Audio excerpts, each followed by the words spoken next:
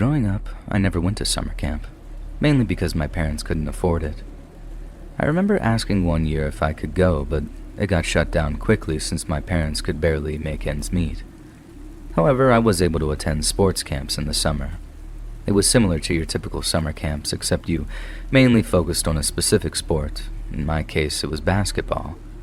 It was just for 1 week out of the summer, and you would do drills, play games, eat, make friends, and just have a good time. After graduating, my life took a turn in a direction I never expected. I started coaching basketball at the high school level and teaching the fundamentals of the game to grade school children. After a successful first year as a coach, I reached out to the community to see if a basketball summer camp would be something that they were interested in. I was overwhelmed by the support that I got. So, before the end of the school year, I found a gym to rent out and I decided to host a basketball camp for kids from 4th grade through 10th grade. It would be first come, first serve, and when all the spots are filled, that would be the end. The camp would be Monday through Saturday, and it would be a sleepover camp as well. And to my absolute joy, every spot was filled within just a couple of days. I couldn't wait to get started in this venture of mine. When we were packing up our stuff on the last day of sign-ups, a very angry man entered the gym screaming, saying, "Hey, where do you think you're going? I'm signing up my boy right now, so hold on." I was immediately annoyed by this guy's tone, but I still calmly said to the guy, "Sorry, sir, every spot's been filled. I apologize. I wish I could take every kid." Well, this guy wasn't having it. He started making a scene, kicking over chairs. I tried to get him to calm down so I could explain to him why I could only take a certain number of kids, but he wouldn't stop his freak-out scene. I felt bad for the kid, honestly. Thankfully, the kid wasn't with him, so I didn't have to witness that, but I understand what it's like to want to give your kid something, and sometimes the world says no. He finally left after a few minutes, ranting about how I haven't seen the last of him, and I'll be sorry. Now, as a coach, I have been threatened by parents a million times, and I never take it seriously. Most of the time, parents just want what's best for their kids, and they'll say stupid stuff all the time, so I treated this incident no differently. And finally, camp time was here. I ran the camp a lot like basketball camps I went to when I was a kid. Drills, scrimmages, downtime, and even some fun games for character building and team camaraderie. My staff of coaches and I really worked the kids hard on the first day. That first night, almost every camper was asleep by 8 or 9 p.m., which was great for us since we didn't have to try to wrangle and calm dozens of teenagers down. This pattern of hard work and early nights continued for a couple of days. By Wednesday, I only had one kid that wanted to go home, and after a nice conversation, we convinced him to stick it out and stay.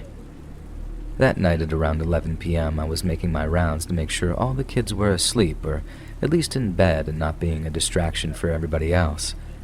The location of the camp was in an old school that wasn't used for classes anymore but was updated and really nice. To paint the picture a little better for you, the campers slept in various classrooms. Before you scratch your head and say, how, before the camp started, we went in and converted the classrooms to some livable quarters. They were much like cabins you would see in an outdoor summer camp just inside an old school. Now, after my walkthrough, I was able to confirm that most of the kids were asleep, or at the very least in their beds. On the other side of the sleeping quarters was the gym. To get to the gym, you would have to walk down a long hallway and then cut through the cafeteria, which also held the stage where students at one time performed plays and band shows. While I was walking through the cafeteria, I could hear something coming from the stage. I shouted up to the stage asking whoever was up there to come down. I figured it was just one of the kids or a coach or something, but I couldn't figure out why they would be up there. I shouted again and got no response. There was clearly someone up there because the noise I heard was blatantly footsteps. That was unmistakable. In my stern coaching voice, I shouted, "All right, I gave you a chance. I'm coming up there." I jumped up on the stage and was shining my flashlight all around. I couldn't see anybody, and now I couldn't hear anything. And just as I was about to walk away, from behind one of the curtains, I hear a voice.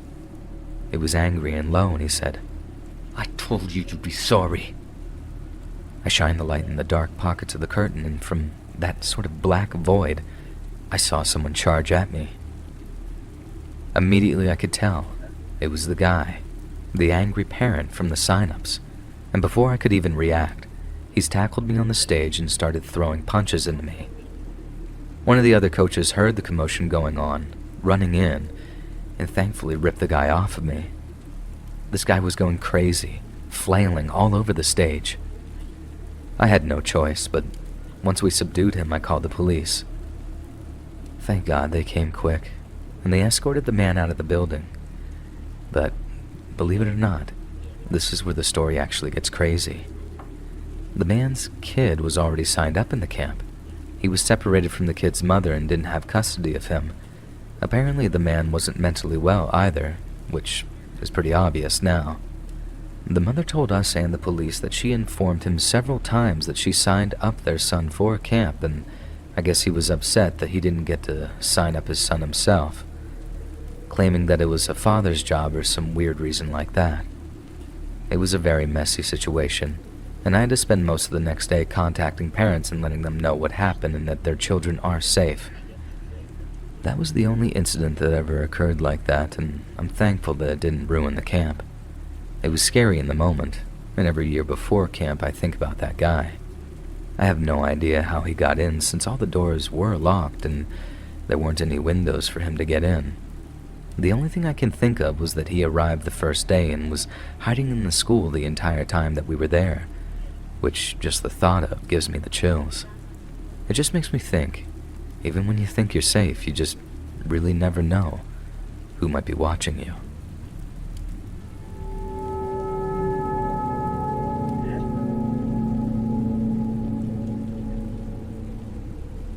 I didn't realize how messed up this story was until just recently when I told my girlfriend and all her friends what had happened. I guess I'm sort of oblivious to certain things, and I'm horrible at picking up signals. My girlfriend was flirting with me for weeks, and I had no idea, so yeah, I'm not the best at overthinking things. Now, years ago, when I was 15 or 16, I don't remember the exact age, I attended a Christian summer camp. It wasn't like in-your-face religion or anything like that. It just plastered that Christian name to get people to come to the camp. In this part of the country, you're either Christian or nothing. My parents also thought that it would be a good idea to send me to camp.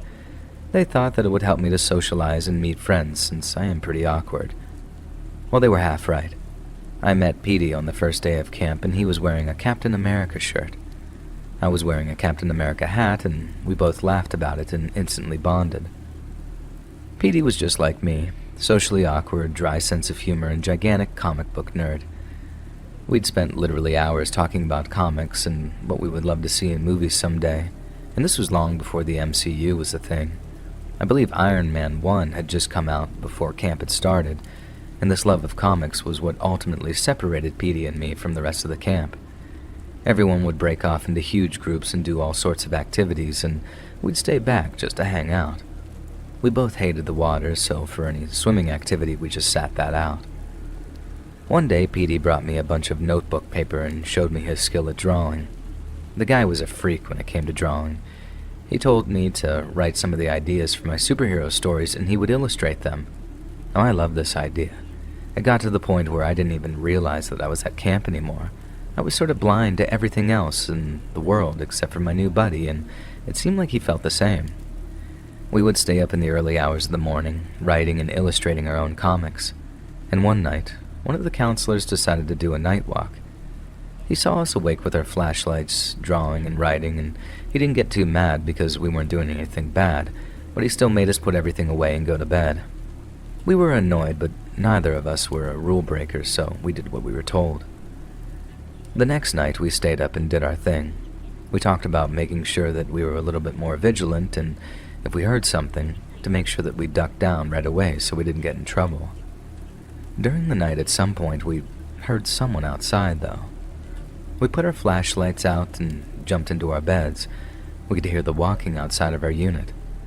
The walk continued until it was in front of the building, and the walk was slow and it just didn't feel right. I thought maybe that he was trying to be sneaky, to catch someone breaking the rules, but it felt wrong for some reason. Petey and I slept on the far side of the room, so the door was probably 20 feet away if I had to guess. We could hear the doorknob beginning to shake, but for some reason, nobody was coming in. Petey and I both made eye contact, and he mouthed the words, "What is going on?" I just shook my head because I didn't know. Petey got up and started walking towards the door. He whispered, "Hey, who is it?" Nobody answered right away, and he looked back at me and shrugged, and then a whisper came from the other side of the door. "Hey, it's John. Open the door real quick." We were both confused. There was only one John that we knew at the camp, and he was sleeping in our unit. Petey whispered back and said, "Sorry, who? The only John we know is he's sleeping right here." The voice paused again and didn't answer, and then the doorknob started to shake again. Whoever this was, they were trying very hard to get into the unit. Finally, he'd said something again. "Just open the door, bud. I'm just trying to make sure everyone's okay." Petey made the wise decision and said, "Sorry, man. Counselors have a key. Go ask them." He started walking back to bed, and whoever this was started to try opening the door again. We both stared for a few seconds, and then we started to hear the loud thud of whoever was outside, and they were now throwing their body against the door. They only tried to do that about 2 or 3 times and then immediately stopped. We both got into our beds and just stayed quiet. We didn't have any clue what that was about. After several minutes, we heard the doorknob one last time, and then it stopped for the last time that night. We heard the footsteps creep by outside of the unit, and then they were gone. The next day, I saw a bunch of counselors talking, and they looked frightened about something. We didn't say anything because we figured that it was probably someone playing a prank or something, and we didn't want to get in trouble. The rest of the camp continued, and Petey and I noticed that the counselors were now monitoring all night long. It seemed like one was awake at all hours of the night. On the last day, we told them what had happened that night, and he turned white as a ghost. He goes on to say, "Oh, it was probably just someone playing a joke. Nothing to worry about." He then went and immediately started talking to another one of the counselors. We went home, and honestly, I didn't really think about that incident too much until the story came up organically recently when we were all hanging out.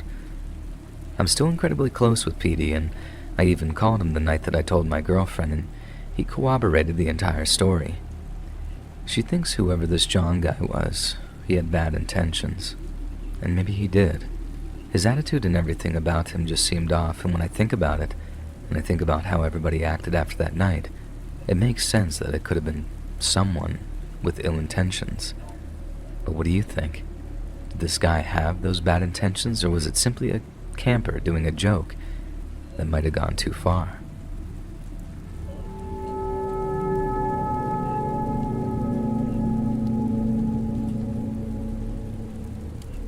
When I was younger, I was desperate to fit in, and I would do anything to be considered one of the cool kids. Now, when I was 15, my parents sent me to summer camp. I was excited at the opportunity to make new friends and hopefully try to convince the other campers how cool I actually was, or maybe even convince myself. Now, when I showed up, I instantly gravitated towards the kids that I thought looked fun. There was a group of 4 guys standing by one of the cabins. They all had shaggy hair and looked like skaters of sorts, which at the time was what all the cool kids were doing, at least in my mind. Now, the ringleader of this group, which seems like an appropriate way to put it, was a boy named Russ. He was wearing a Dallas Cowboys hat backward and was entertaining the other boys with certain jokes. As I approached the group, I started to laugh at Russ's story, even though I didn't get his joke. My fake understanding of the story was enough to be accepted into this group. Now, a few days into camp, it was clear that I did choose the cool group. All the younger campers thought that they were pretty cool, and all the campers our age always laughed at what we said. And we quickly became the funny guys, as we're getting in trouble almost daily for fooling around. This was right during the time of Johnny Knoxville on MTV and all that kind of stuff, so we thought we were cool doing dangerous tricks and stunts all around the camp. Russ even convinced one camper named Michael to jump off one of the roofs of one of the cabins onto a tree, claiming that he'd done it 1,000,000 times. Well, Michael did this, and the tree branch snapped, causing Michael to fall, and I actually think he broke his arm. Russ didn't get in trouble, and Michael was forced to leave camp. And that was the moment that I started to realize that Russ may not have been the cool guy that he thought he was. As camp progressed, I started getting more annoyed with Russ. Maybe I was growing more mature, or maybe I just saw through his little game, but either way, I was kind of going through the motions now.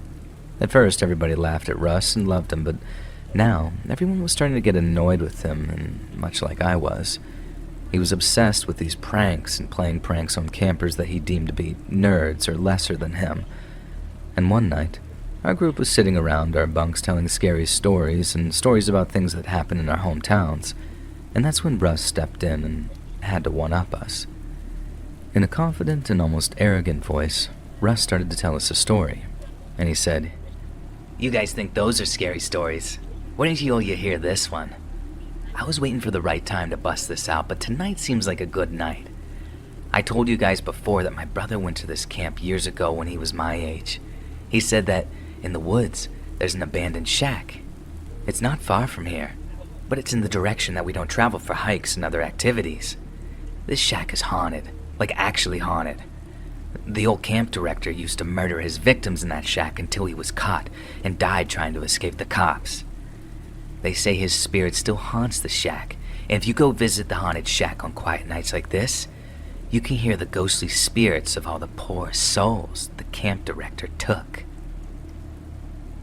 I didn't believe it for a second. I'm not a paranormal guy, but apparently the rest of the guys were, and since they all looked like they were going to cry, I rolled my eyes, and Russ continued his story. "Since I didn't believe my brother, he told me exactly how to get to the shack. If you guys are down, we could find it right now." There was an immediate protest from the group. I spoke up first, saying, "No way, dude. Not because I'm scared of your stupid ghost, but I'm scared of getting caught and kicked out of camp." Russ laughed and called me something I'm not going to type here, and he always had a way of manipulating people into doing what he wanted. After a several-minute debate, he got everybody to agree to go except me, and I was labeled the coward of the group. He says, "If you're not afraid of the ghosts, then you won't mind being the one that enters the shack.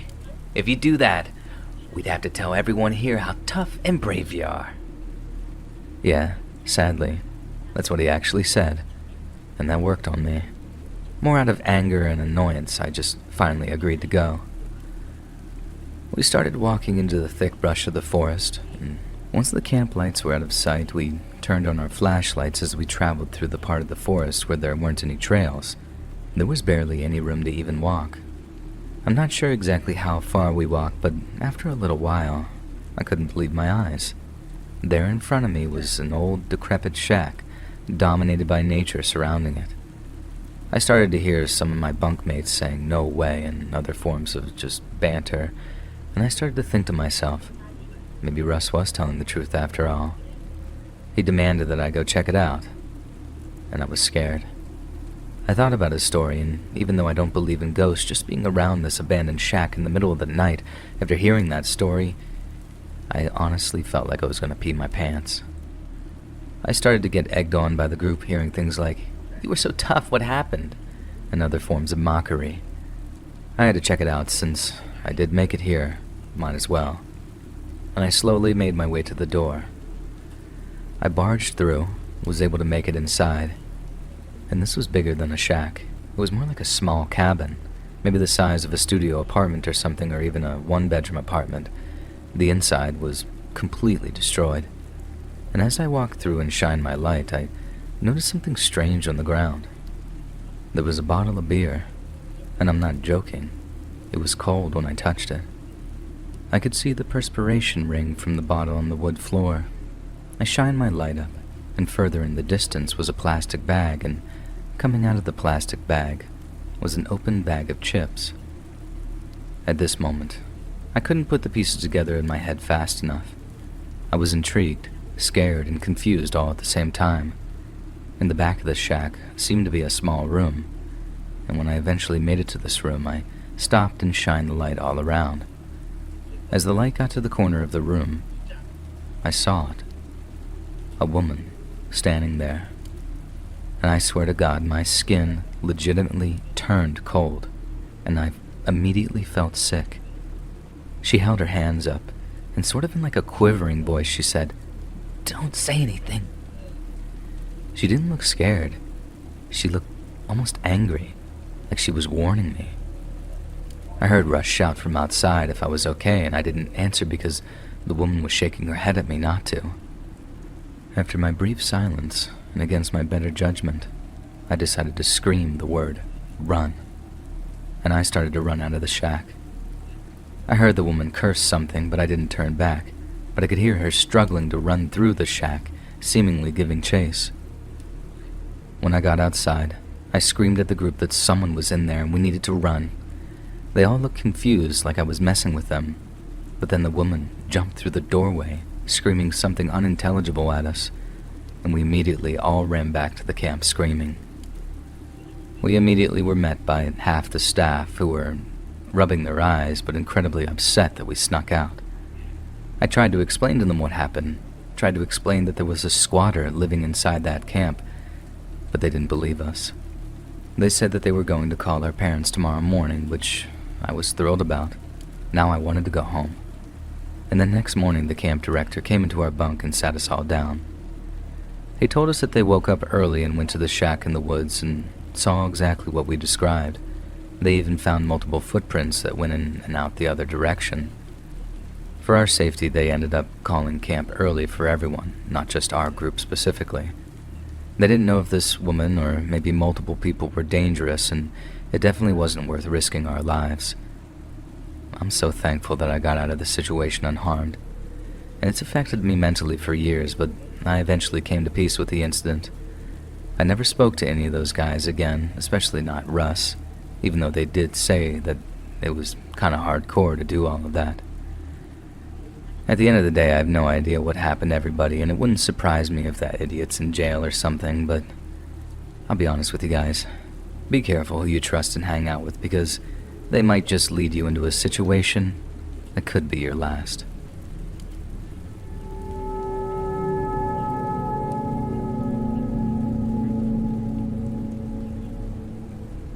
When I was in my junior year of college, it was recommended to me by one of my advisors and mentors to volunteer at a summer camp for young teens. The idea of a summer camp wasn't really my thing, but this was one of these gigs that would look good on my resume for a potential employer given my degree program. And before the end of the year, I researched the area around my hometown and found a camp only about an hour away, and they were looking for counselors. I jumped on the chance, and after a phone interview with a guy named Stan, I secured my position. This particular camp started right after the 4th of July and ran until the 3rd week of August. During the duration, we would see several different iterations of campers. On July 5th, which was the day before camp started this year, I drove up to meet Stan and all the other fellow counselors, the staff, and most importantly, to get familiar with the grounds, which were quite large. I arrived at around 11 a.m., and standing right outside of a big house was a tall, burly man, and they were waving. To the left of the house was a parking lot, and the man was gesturing for me to pull in over there. After I parked, I started approaching the man with my hand extended to shake, and the man started laughing. In a sort of jolly southern accent, he said, "Hey, we hug around here, friend. Name's Stan. You must be Cassie?" Being hugged by a strange man would usually send me into sort of an uproar, but this guy had a real sort of Santa Claus quality about him, just with a black beard instead of white. I realized quickly while talking to him why all the kids loved him and why this camp had glowing reviews. Stan was a tremendous human being, and he just had a presence that you wanted to be around. He gave me a map and personally started to escort me around the grounds. When we arrived at the lake, in his still ever cheerful voice, he said, "I'm going to hand you over to my wife now. I have some formality things I need to get done, but you're going to love her, and she'll take you to where all the girls bunk." I looked behind me, and a beautiful older woman was making her way to the lake. She smiled and waved, and in an energetic voice said, "Hi, Cassie. I'm Paula, Stan's wife. Let me show you where the girls sleep, and then I'll show you where you'll be sleeping and introduce you to the other counselors." The entire walk with Paula was much like the walk with Stan. She was lovely and just a joy to speak with. She showed me the cabins and showed me which cabin I would be solely responsible for, since every counselor would be responsible for one bunk of campers.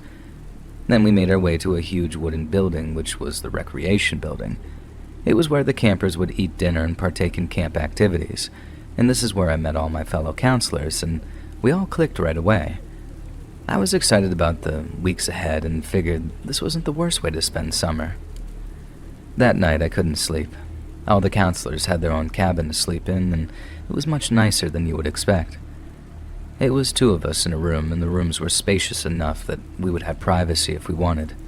Since I couldn't sleep, I figured that I would take a walk around the grounds. Now, my roommate Ashley was sound asleep and didn't wake up when I left the room. I didn't feel like I was sneaking out, since Stan and Paula both told me numerous times that the grounds are now my home and I can do whatever I like when I'm not with the children. The grounds were somehow even more beautiful at night. The number of stars in the sky was staggering compared to what I was used to. While I was walking, I remembered I had a book in my car, and I figured I could grab it and read it in my room until I was tired enough to fall asleep. On my way to the car, I passed by the big house that I noticed when I first pulled in. It was a big white mansion and the lights were on inside. I didn't mean to snoop, but as I walked by, I just happened to glance in the windows. I saw Stan and Paula talking to 2 men I didn't recognize. These 2 guys were definitely not staff from the camp. I try not to judge people, but these guys looked like pretty questionable folks. The demeanor of Stan and Paula was also different from how they carried themselves earlier. I couldn't hear them, but from what I could see, it looked like Stan was yelling at these guys. I honestly didn't think too much about it. It could have just been friends or even family, and it wasn't my business, and I just carried on as such.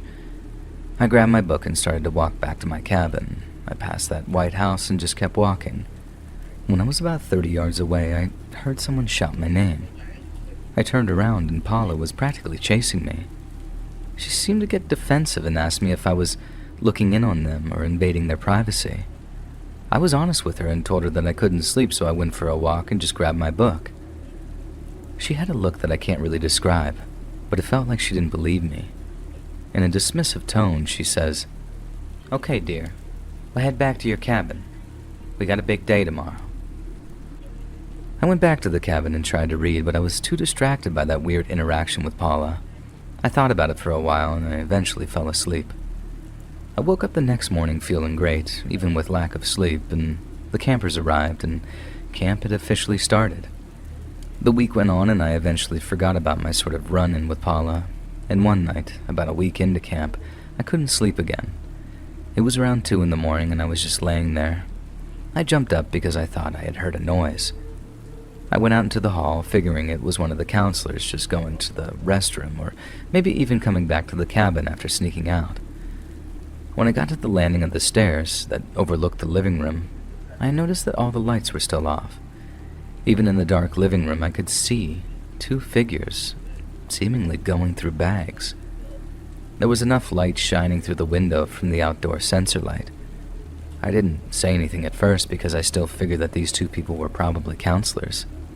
I started to slowly creep down into the living room, and when I finally reached the bottom, the one figure turned and looked at me. I recognized him right away. It was one of those 2 guys that I saw my first night walking by Stan in their place. His eyes were wide, and his cheeks were completely sunken in. I tried to scream or say anything, but I just felt paralyzed. He started to approach me slowly, and at the same time, he reached for something in the back of his waistband. I finally was able to let out a scream, and the other man grabbed him by the shoulder and said, "We gotta go now." The man never broke eye contact with me and moved backwards until he stepped back through the door and seemingly ran into the night. Seconds later, a bunch of counselors ran out and saw me shivering at the base of the steps. I was stumbling over my words, but I was able to convey to them what had just happened. One of the counselors called Stan, who came down in his 4-wheeler right away, and I explained to him what happened. And then out loud in front of everyone, I said, "It was the 2 guys I saw you talking to on the first night here." Stan looked confused and just sort of laughed. In that same jolly voice, he said, "Why, sweetie, I don't have any earthly idea what you're talking about. I don't remember talking to anybody that night unless they work here at the camp. The back and forth continued for a while, until finally Ashley grabbed me and pulled me away because she could see that I was getting ready to lose it. Stan left eventually and told us that he would be alerting the proper authorities and that we had nothing to worry about. After he left, a few of the guys who left their bags in the living room noticed that their wallets had been stolen. And as terrible as that is, thankfully not all of us had been robbed. The next day I told Paula what had happened and that a few of the guys had got robbed. She looked right at me and said, "Whatever you think is going on, you're wrong. There was a terrible incident, and it will be taken care of." I decided to leave right after that conversation. Since I didn't sign some contract or anything crazy like that, I felt like it was within my rights to just say goodbye, and I marched over to Stan and basically told him that I quit in so many words. He didn't stop me from leaving, and just apologized for my unpleasant stay. I never pursued this any further and never got really any answers as to who those guys were, what they wanted, and what their relationship with Stan and Paula were. I figured that any legal recourse that I took would basically be a dead end, so I just left it alone. This is the first time I'm telling this story since my brief stay at that summer camp over 15 years ago. I know I made the right choice leaving that day. I had a bad feeling in my stomach that I would certainly see those intruders again if I stayed, and I'm happy that I never had to deal with summer camp ever again.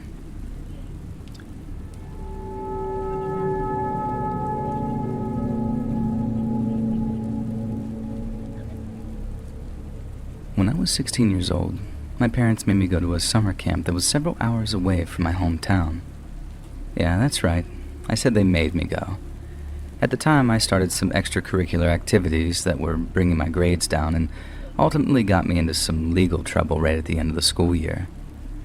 To keep a watchful eye on me and make sure that I wasn't doing anything illegal, my parents assumed sending me to a camp would be the fix. I hated it at the time and resented my parents. I now realize over a decade later my parents were just trying to help and didn't understand the best course of action. This was one of those camps that lasted the entire length of the summer. It was almost like a boarding school, but instead of school, you were doing more outdoor activities and campish things. You could send your child there for an entire summer or week, depending on how much you wanted to pay. I was able to compromise with my parents, and we agreed that I could go for 3 weeks. I was miserable on the car ride up. I was thinking about all my friends hanging out, the girl I liked, and most importantly at the time, my precious Xbox 360 that wasn't going to be played. One thing I noticed right away was the lack of campers my age. This camp had a ton of junior high kids and only a few high schoolers like me. In my cabin where I slept was a group of 7 other guys, at least close to my age. These were mostly outdoorsy type kids. They loved hiking, s'mores, and everything about camp. I was an outsider right away. All my cabin mates were returning campers that had been coming for years. They told me right away that I would grow to love the place, that my shy and negative demeanor would wear off, and I didn't believe that for 1 second. I have never been into the whole kumbaya thing. It's why I never got into sports or any team activities. As far as I was concerned, these 3 weeks were a jail sentence, and I just needed to wait out the clock until it was time to go home. The first 5 or 6 days, I did just that. I kept to myself and did some mandatory activities. Most of the time I spent in the common room. It was a big cabin in the center of camp that had a pool table, a bunch of books, and most importantly, it was quiet. Most campers spent their days and afternoons out swimming, hiking, and doing all sorts of activities that the camp provided. Toward the end of my first week, one of my cabin mates suggested that I go swimming with them. I said suggested, but he practically begged me to go. I was reluctant because I wasn't fond of my cabin mates or anything about this camp, but I was hot and went anyway. I was shocked to admit to myself that I actually had a great time, and this is when camp started to feel like something more than jail. I was having, believe it or not, fun. I couldn't believe it. After that afternoon, I don't think I ever went back to the common room. I spent my time with my cabin mates and even met a girl named Amy. Being the older kids at camp, we had a much stronger relationship with the counselors. I appreciated that they didn't treat us like children and talk to us like peers. It was always respectful and professional, but at the same time, it felt like we were talking to one of the guys. The last weekend of my stay came before I knew it, and I was upset to leave. I almost couldn't admit it, but it was the truth. My parents were coming to pick me up on Sunday afternoon, so my cabin mates and I agreed Friday and Saturday night that we were going to go out of our way to have a memorable weekend. Since I was the, quote, bad guy of the group, I stole a bunch of snacks and we loaded up our cabin. We were going to stay up all night playing card games and just hanging out, nothing too crazy. Now, ordinarily, I would suggest something like sneaking out or something like that, but I didn't even want to do anything that crazy. I just wanted to hang out with my new friends. A little after midnight, a few of the guys fell asleep. 4 of us were playing blackjack and using some mini candy as betting chips. One of my friends, who was lying in bed but not sleeping, jumped up erratically and shouted, "Whoa, what the heck was that?" His sudden movement and sharp tone caused us all to be a little alarmed. We asked what he was talking about. He paused for a minute, and staring out the windows, he said, I swear I just saw someone in that tree. And when we made eye contact, he just jumped down and ran." Now we all laughed, thinking that he was just being an idiot. The windows aren't like normal windows. Across the top of the cabin where the walls meet the ceiling is a long window that goes around the entire perimeter of the cabin. He got upset and even had tears in his eyes. Now, if this was a joke, he was fully dedicated to the prank at this point. One of my friends doubted him, claiming that there was no way that you could see out the windows of the cabin, especially at this hour, and he began to disagree, passionately. He told us to lie down on his bed and stare up at the window. And by God, he was right. You could see the trees out of the window, and in a loud, nervous voice he said, I was just looking for the tree, and I thought I saw a face. I know that sounds crazy, but I just kept staring and didn't say anything. When I started to really focus, I could finally see it. It was a face, and it was staring right at me. When I reacted, he jumped down. I heard his feet hit the ground, dude. One of my friends suggested that we go outside and look at the dirt below the tree. If it had footprints or any sign of activity, we would alert the counselors, but if it didn't, we just chalk it up to his imagination. 2 friends and I went outside, and we didn't even need to make it to the tree. Standing right beside the cabin, almost like he was hiding, was a person. We stopped abruptly, pointing, and the man heard us, looked with one of the most horrifying faces I'd ever seen, and ran into the woods. We all ran as fast as we could back into the cabin. We were shouting, but not loud enough that the counselors would have heard us. Instead of waking them up, for some reason, we decided to deliberate on the situation and figure out the best course of action. Before reaching a decision, without notice, one of the counselors ran into our cabin, shut the door, and immediately locked it. He was tense, and in an almost shout he said, "Turn off the lights, get into your beds." We tried to ask what was wrong, telling him what we saw, but he was almost ignoring us. A few minutes later, we saw the lights of the park ranger trucks. The counselor ran out to speak with the rangers, and seconds later, all the other counselors were there speaking to the rangers, and one of the rangers was a blonde woman. I couldn't hear what any of them were saying. He looked erratic and nervous as he was shouting at her. She pointed to the forest and nodded, and then the rangers got into their trucks and started to drive away. The counselors all stayed out in the center of the cabins talking for a few minutes. Each one of them eventually went to the various cabins and told us it was a false alarm, and that we needed to go to bed. We were furious and wanted to know what was going on, and if it had anything to do with what we just saw, and instead of answering us, they just kept shushing us and telling us that it was nothing. Nobody was there. We didn't sleep that night, and honestly, nothing happened the next day. I tossed and turned all night on Saturday night as well. Sunday morning came and my parents came to pick me up. I told them what happened, and they asked the camp director, who told my parents that one of the campers was playing a prank and scaring the other cabins. One of the counselors thought it was a real threat and called the rangers in. He assured my parents that it was a false alarm and nothing to worry about. But I didn't buy that for 1 second. I saw that man's face clearly, and even though it was dark, the man was at least in his early 40s. To this day, I'm still friends with the guys from the cabin, and just recently, we all caught up and reminisced about that night, and every single one of them remembers it the exact same way as me. I don't know what happened that night. I don't know who that guy was or what he wanted. Most importantly, I don't know why the camp wouldn't admit anything. Maybe it was bad publicity. But either way, that was one of the most horrifying experiences of my life, and I'll never forget the look on that creep's face.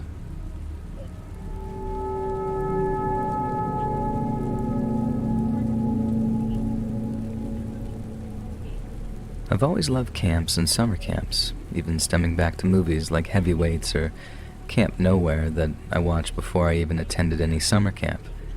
There was a popular summer camp here in the Northeast that I started attending when I was maybe 12 or 13 years old. We had a family friend that worked there and was able to give my parents a discount because otherwise they wouldn't have been able to afford to send me. I attended camp almost every summer during my teenage years, creating great memories and friendships that lasted a very long time. Once college came along, I took a break over the summer to do internships that were required for graduation. I was also working part-time at a local grocery store to make some actual money to do things with my friends, pay for a cell phone, etc. After graduation, the first thing I wanted to do was find a new job. I had enough retail work for the rest of my life and wanted to try to find something different. I got a few interviews but wasn't able to land anything concrete. June rolls along and my parents have that same family friend over for dinner that still works at the summer camp. My parents mentioned that I had been looking for a job, and she says, "Well, why don't you come work at the camp? They're always looking for help, and I could put in a good word." Sure, I thought. It beats the hell out of scanning and bagging groceries and putting carts away. I had a very informal interview over the phone and basically talking about myself and experience as a kid at the camp. They basically gave me the job on the spot because after a few questions they said I would work 2 weeks and could either go home for a week or stay and work through while the session changed over. Campers could stay in between sessions as well, but at this camp, the main sessions were 2-week overnights. I decided that I would work 2 weeks and then take a week off, and if it went well, then I would consider stay during the shift week to make some extra money. The job was really easy. I wasn't really a counselor. I helped more in the kitchen or with some of the outdoor activities and really just floated around to whichever area needed me or needed the most help. I had made it through almost the entire summer without incident. I hadn't messed up on the job and all the kids were pleasant and we didn't really have any major issues. Since we weren't counselors, we had our own living quarters and places to sleep. The counselors and co-counselors stayed in the bunks, where some of the other workers had a little more freedom. Some of the other workers in similar positions to mine lived close enough to just go home each day. And I remember one night in, I think August, it was especially hot. I was having trouble sleeping. I couldn't get comfortable and was tossing and turning for hours. I decided to get up, grab some water, and just pop outside to see if the night air was any more refreshing. I quietly ducked out the main door and was relieved at how nice the night air felt, much more comfortable than it was inside. I took a few sips of water and started looking up at the night sky when I noticed something out of my peripherals. There was something flashing outside of one of the bunks, like something was blocking or shaking the light outside one of the cabins. I started to move closer and saw something outside the door under the light. I thought maybe it was a raccoon. I even remember thinking, please tell me it's not a baby bear. But as I got closer, it was a kid. A little boy. He was pointing at the light and waving his arm up and down while still pointing. "Hey there, are you okay?" I whispered. He just kept pointing at the light and then every 10 seconds or so, slowly moving his arm up and down while still maintaining the pointing motion. "Is this your bunk?" I said, and still nothing. Okay, let's go inside and go to sleep now." And the boy obliged and headed inside with me when I opened the door. I woke up the co-counselor and said, "Hey, there was just a kid outside your bunk. Someone who could have easily wandered off." He was surprised and said, "How did he get outside?" I shrugged and just said, I don't know." He looked annoyed and responded, "I'll talk to Alex tomorrow and see what happened." I remember just walking off annoyed and upset. I didn't know the rules, but I did know that there were training and safeguards to make sure that the campers were safe at all times. And clearly, some type of protocol was bypassed for a camper to be out at night unattended. The next day was really busy, and the incident left my mind briefly until I headed over to the main building with some arts and crafts supplies for a project the kids would be working on. When I got to the art room, there were a few kids finishing up some projects and getting ready to head down the hall to eat, and I saw the same boy from last night. This time he was standing in the corner with his face looking directly at the wall. I looked over to one of the coworkers and said, "What's going on?" She looked at him and she said, I don't know. He isn't responding to me either. I walked over to the corner. "Hey buddy, do you remember me? What do you say we go and grab something to eat?" And no response. But I did notice it wasn't completely silent. I was hearing something like whispers, like someone was talking but I couldn't make out the words. As I got closer, it grew a little bit louder, and I could now see the boy's mouth moving and his eyes were closed. He was whispering very fast and very low. I tapped him on the shoulder, and he bolted with a huge smile on his face. "Hi, I'm Timmy," he said as he turned away from the wall and started skipping towards the door to head to the cafeteria. Another day passed, and I was up out of bed early just like every morning.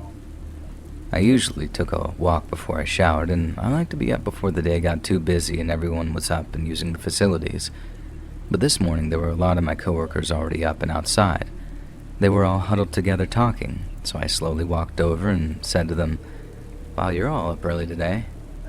"Yeah, we didn't get much sleep. One of Alexander's campers had to go home in the middle of the night. It sounded like he had some sort of episode. It freaked out a lot of the other campers, and a few of them got picked up by their parents as well." It was the talk of the camp for the next few days, with stories playing the game of telephone and becoming more and more exaggerated every time I heard it. One thing that I did hear from a senior counselor that I was never able to confirm is there were scratches of some type of carvings under the little boy's bunk, and that he decided to replace a few of the boards, but I think they may have just been camp gossip and not actually real. I haven't been back to the camp in years, but every now and again I think about it and all the good memories that I made. And every so often I think about this story and wonder what really happened with that poor boy.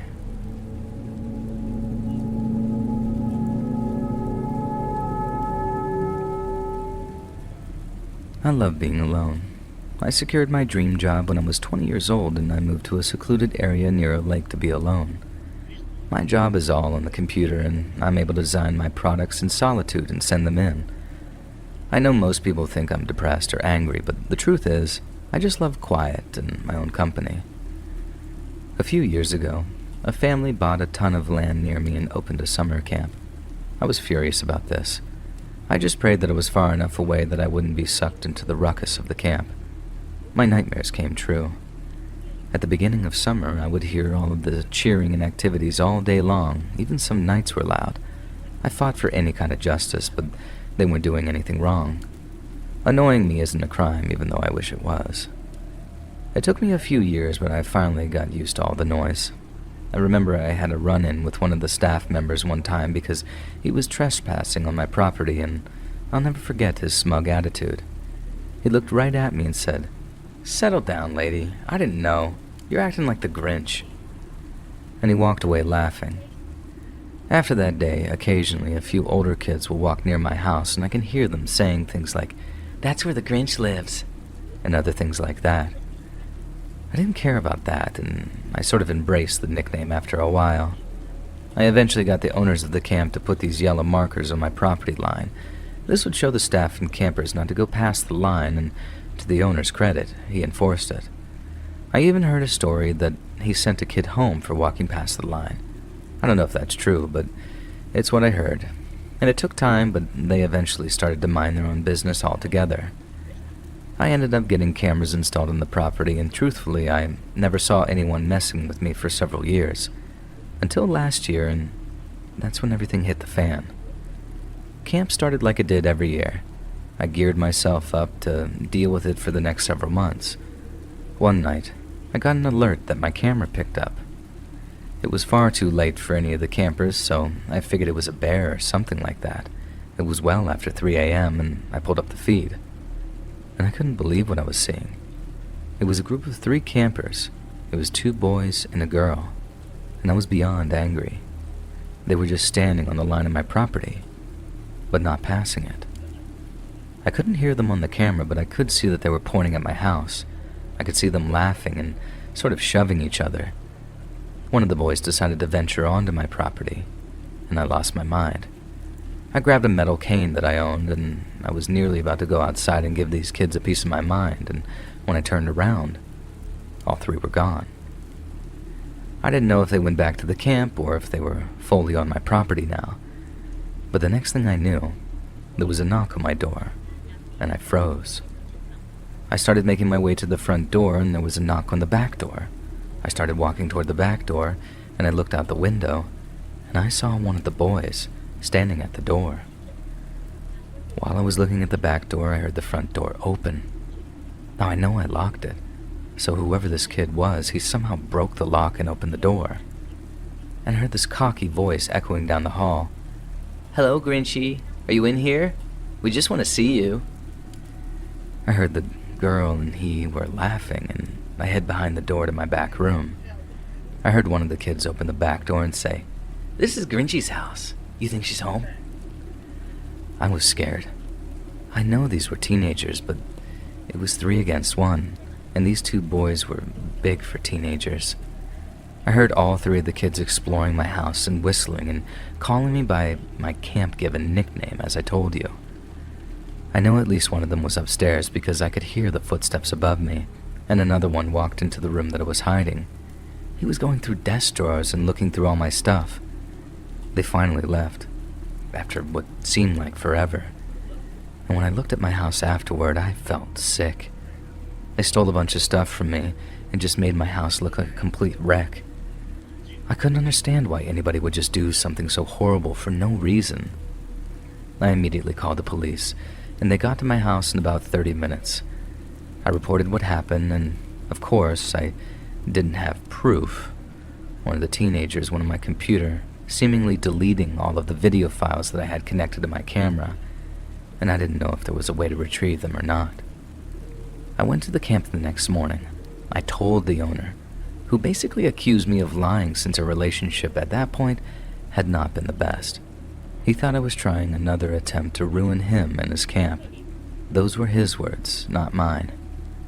I put the house up for sale not long after that incident and moved to another beautiful, secluded location. I don't know how scary this story may be for you, but when you're trapped in your own house and you have unpredictable teenagers who actively don't like you, sneaking around, you let me know if you're scared too. I know I'm not the easiest person to get along with, but what those kids did to me is completely uncalled for, and just goes to show you that some people are just horrible human beings.